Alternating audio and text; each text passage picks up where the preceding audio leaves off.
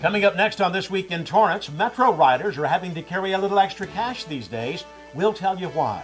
Then 2 cooling centers in Torrance help residents beat the heat. We'll tell you where you can go. Plus, find out how the statewide drought is affecting the local marsh. And students at one local elementary school are surprised with back-to-school goodies. Stick around to find out who's behind Operation Teddy Bear. These stories and much more just seconds away. Your local news starts right now.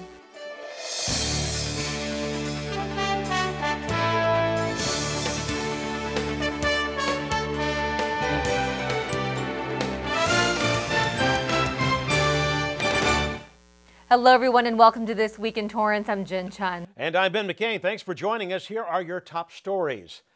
It's been a concern for the Torrance Rose Float Association for the past few months now.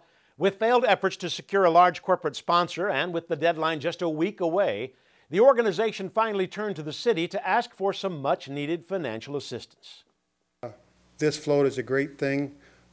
Everybody says it's worth $500,000 in PR. That could be. It's worth a lot of fun. It's a lot of community members working hard together to make this thing happen year in, year out. Thousands of hours of labor given to this city. To not have a rose float after all these years, we'll never get one back. Supporters like Mr. Sutherland, along with dozens of volunteers, board members, and even the Tournament of Roses Parade president, Richard Shinnon, all came out to the recent meeting to try and sway the mayor and council members to vote in favor of the city funding the New Year's Day float. And while the city cut it out of their budget 3 years ago now with the recovering economy and sound fiscal budget, many argued the importance of entering this year's parade-themed Inspiring Stories, as Torrance's float would honor the late Louis Zamperini. To join us in America's New Year celebration, and particularly this year, I think it was particularly important for the city of Torrance to participate with us.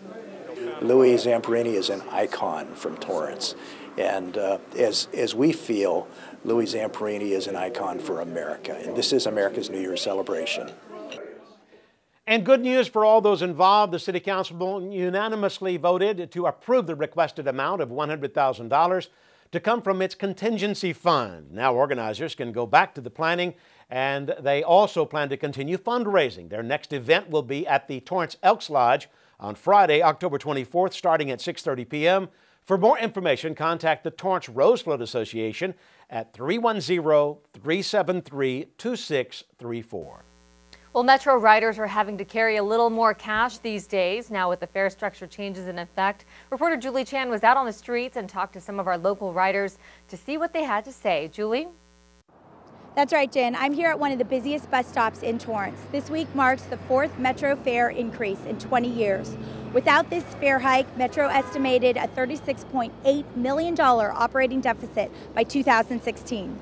We have approximately 177 bus lines that crisscross the entire county of LA, as well as 5 rail lines that also provide more than 87 miles of service within the county. So we do need to recover more costs from the fare box in order to pay for those services. Line 130. Servicing nearly 1.5 million people a day, the Metro began in 1991. While the last fare increase was over 7 years ago, new fares are causing distress. I'm about to try to go to a job interview right now. I don't have a job, and they want to raise the fare and stuff. Like, it's hard out here for me. Shoot. I used to pay 25, now I'm paying 35. It comes to about 50%. I mean, it's really bad for senior citizens. And we have to go to the doctors, we have to go here and there, and it's really becoming difficult. Though a daily pass has gone from $5 to $7, it's still less than gas, insurance, and other expenses. Some riders see the value in the system. Sometimes I'm angry about the rise because it's going to hit the pockets of everybody, but I understand that Metro has many works going on, constructions, the Metro lines, and Crenshaw going to LAX, the Purple Line, and I guess it's very enough for everybody to give some extra. They definitely need more revenue for running the whole organization, which is run very well, I think, personally. While some riders are upset by the new fares, others understand it's the only way to get around. In Torrance, I'm Julie Chan. Back to you in the studio, Jen. Thanks, Julie. Metro also wants you to know if you use your TAP card, riders get a free transfer, good for up to 2 hours to complete a one-way trip.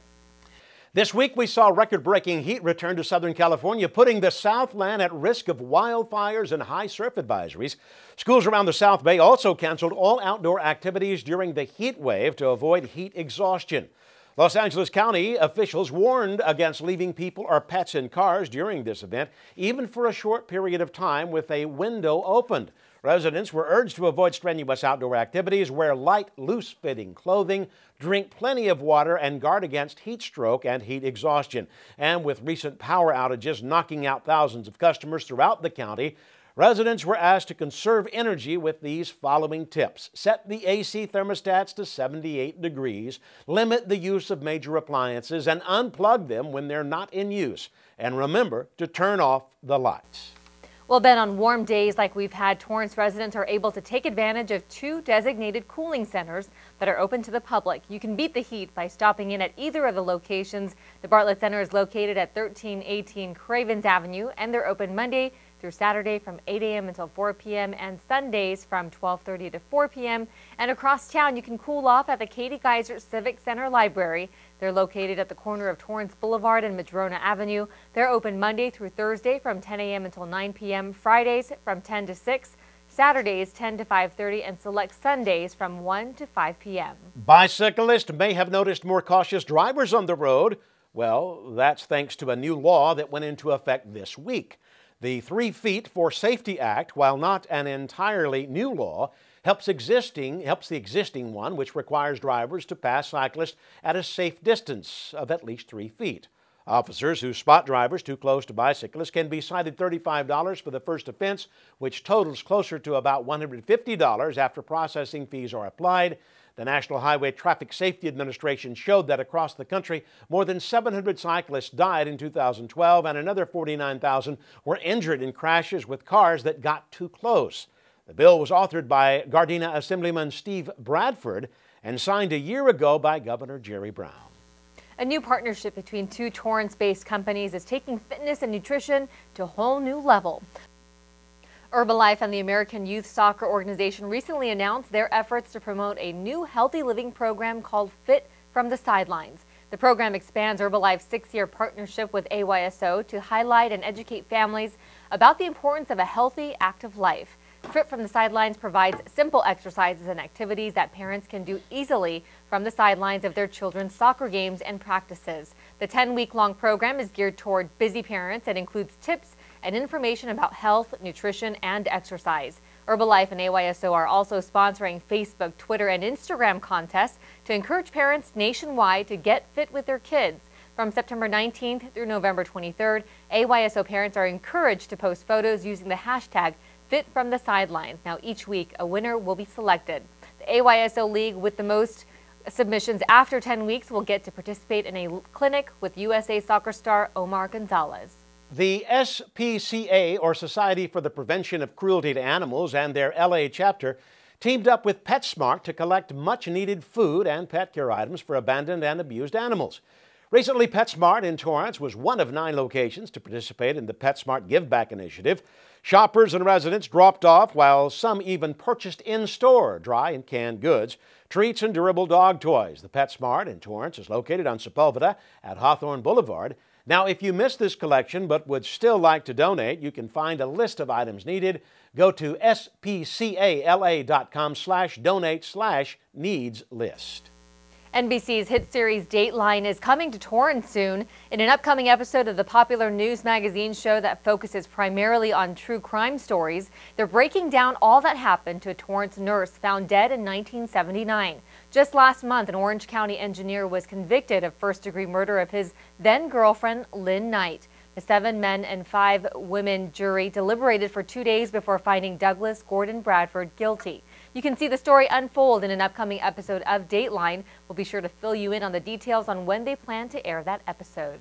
This week's council meeting adjourned in honor of the late Rebecca Remmelmeyer. Born in Kansas, Remmelmeyer moved to Southern California in the late 40s and was a resident of Torrance for 66 years. She was not only the wife of former Torrance City Attorney Stanley Remmelmeyer, but she was a jitterbug queen, mother and wife, and one of the first women deputies of the Los Angeles County Sheriff's Department. Remmelmeyer was 88 years old. She was laid to rest at Riverside National Cemetery alongside her husband, who passed away in 1999. Well, still ahead, customers waited in line to get their last helping of the famous Vince's spaghetti. We'll take you to their last business day at this local landmark. Plus, find out how the statewide drought is affecting the local marsh and animal life. If you could see anything in the world, what would it be? I'd love to see Paris. I like to see cupcakes falling from the sky. To save your vision in the years ahead, call your eye doctor for a comprehensive eye exam today. Then call 1-800-437-2423 or log on to seeabettertomorrow.org to learn about glaucoma and macular degeneration. I just want to see more of the things I love. Something's not right. My first symptoms were constant tingling in my toes. Double vision. They said you have multiple sclerosis. Kind of had to get a grasp on reality. I had to adapt and change very rapidly. We had to learn how to drive with my hands. Yeah, that was interesting. A symptom may cause you not to be able to do that anymore. And at one point, I wasn't able to do any of those. Since I've been cycling, it's definitely helped my walking. It's a fantastic opportunity to be working together with a common goal of curing MS, and sharing is the key.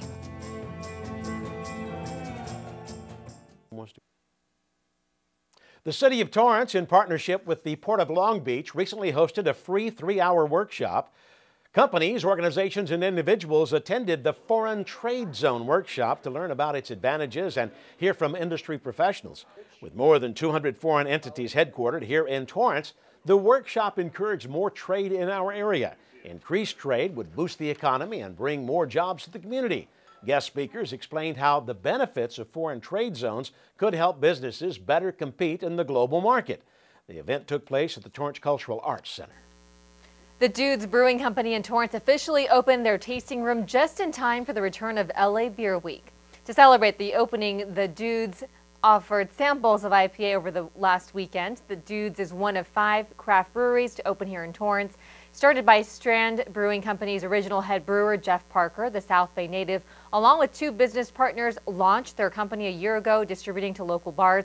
Now with the tasting room, fans can come in and try 13 brews on tap. They're located at 1840 West 208th Street in Torrance. The tasting room is open from 3 to 10 p.m. on Fridays and noon until 10 on Saturdays and Sundays.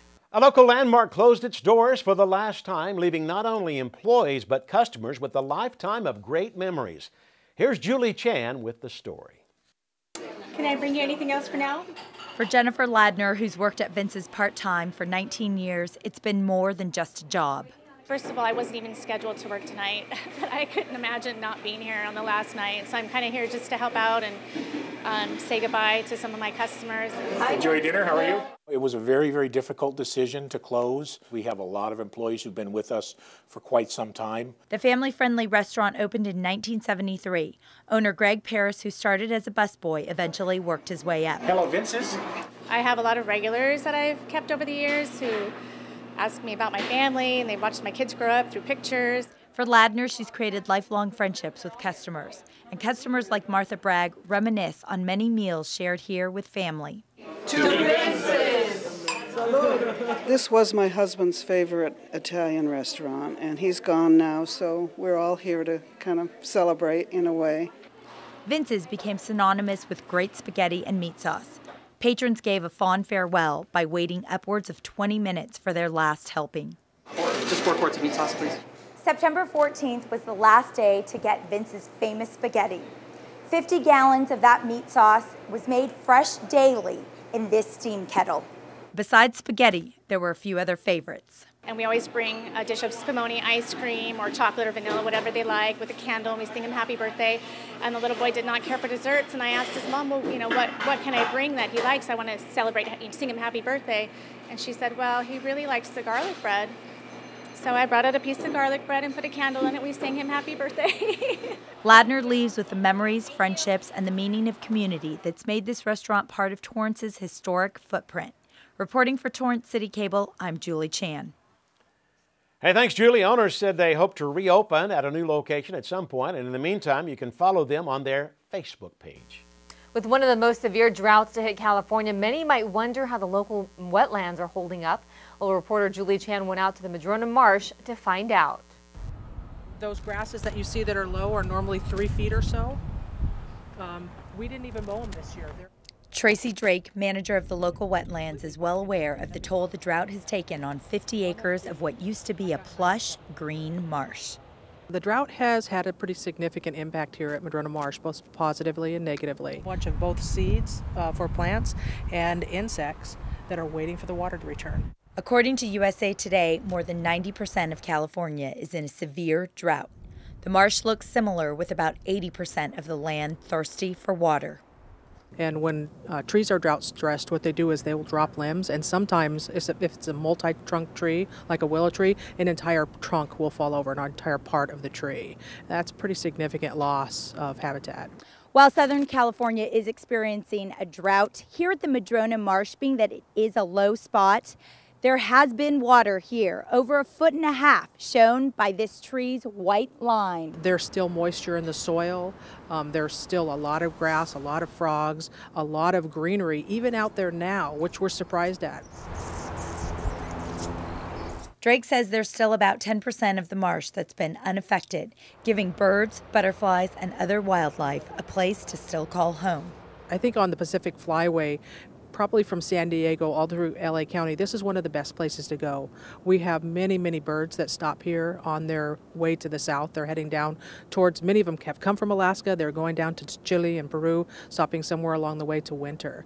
So we'll get many, many, 40, 50 species a day. Drake is confident that despite the intense drought, the rain that fell here was enough to keep the wildlife coming to the marsh. Reporting for Torrance City Cable, I'm Julie Chan. Thanks, Julie. Despite the lack of rain, there's still plenty to see and learn at the Madrona Marsh. They're located at 3201 Plaza Del Amo, and they're open from 10 a.m. to 5 p.m. Tuesday through Sunday.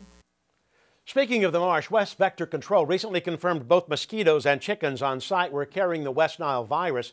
At the marsh, the 6 chickens in their coop are tested on a weekly basis, and back in late August, 2 of those chickens were found positive in carrying the virus. They've since been removed.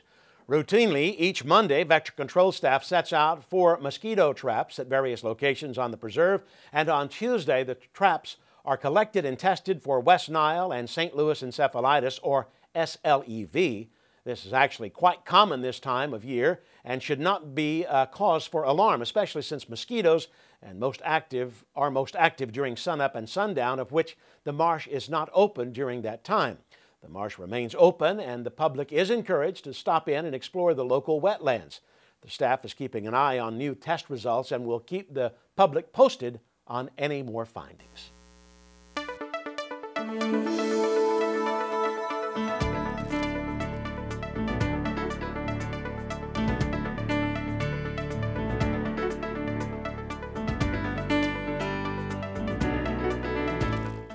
A major health insurer and 7 competing hospital systems in Los Angeles and Orange counties recently announced a first-of-its-kind partnership to provide a new, more affordable insurance plan.